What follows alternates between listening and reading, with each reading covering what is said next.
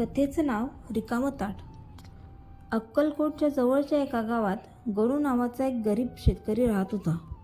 घरात पत्नी आणि एक लहान मुलगी होती. सलग 2 वर्षे दुष्काळ पडल्याने त्यांची परिस्थिती खूप वाईट झाली होती. एक वेळ अशी आली की घरात खाल्लेला धान्याचा एकही दाणा उरला नाही. त्या रात्री मुलगी रडत म्हणाली, "बाबा, मला खूप भूक लागली आहे." गणूच्या डोळ्यात टचकन पाणी आलं. घरात रिकामं ताट आणि रिकामी मडकी पाहून त्याचं हृदय तुटलं. तो रात्री घराबाहेर पडला आणि आकाशाकडे पाहून म्हणाला, "स्वामी, आयुष्यभर कोणाचं वाईट केलं नाही हो, मग माझ्या मुलीच्या नशिबी हे दुःख का?" रडता रडता तो झोपी गेला. स्वप्नात त्याला स्वामी समर्थ दिसले. स्वामी म्हणाले, "गणू, उद्या सकाळी जे असेल ते ताटात वाढ आणि मला अर्पण कर." गणू जागा झाला.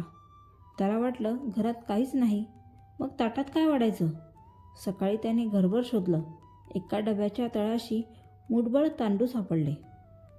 पत्नी म्हणाली, "हे शिजवलं तर मुलीला 2 घास तरी मिळतील."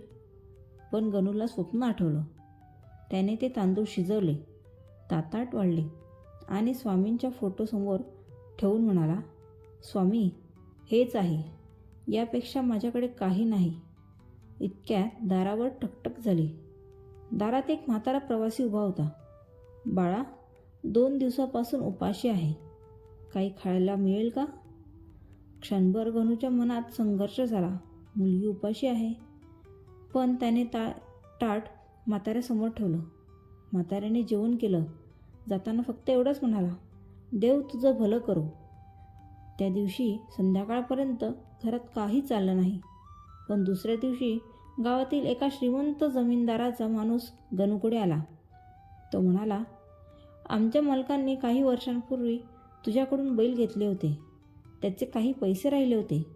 हिशोब करताना ते लक्षात आलं." त्याने गणूच्या हातात पैशांची थैली ठेवली. गणू आश्चर्यचकित झाला. त्या पैशांनी काही दिवसांचा प्रश्न सुटला. पण खरी गोष्ट पुढे घडली. त्या वर्षी अचानक चांगला पाऊस झाला. गणूच्या शेतात इतकं पीक आलं की गावातील लोक आश्चर्य करू लागले. एके दिवशी तो मंदिरात बसला असताना त्याला तोच म्हातारा पुन्हा दिसला. गणू धावत गेला. "बाबा, तुम्ही त्या दिवशी माझ्या घरी आला होतात ना?"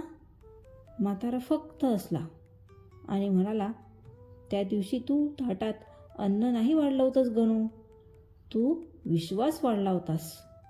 हे बोलून तो गर्दीत नाहीसा झाला. गणूच्या डोळ्यात अश्रू आले. त्याला जाणवलं, स्वामींना आपल्या घरात किती अन्न आहे हे महत्त्वाचं नव्हतं, आपल्या मनात किती विश्वास आहे हे जास्त महत्त्वाचं होतं. बोध: जेव्हा परिस्थिती रिकामं ताट दाखवते ना, तेव्हा स्वामी विश्वासाने ते भरायला शिकवतात. त्यामुळे स्वामींवर मनापासून विश्वास ठेवा. ते तुमची साथ कधीही सोडणार नाहीत. श्री स्वामी समर्थ.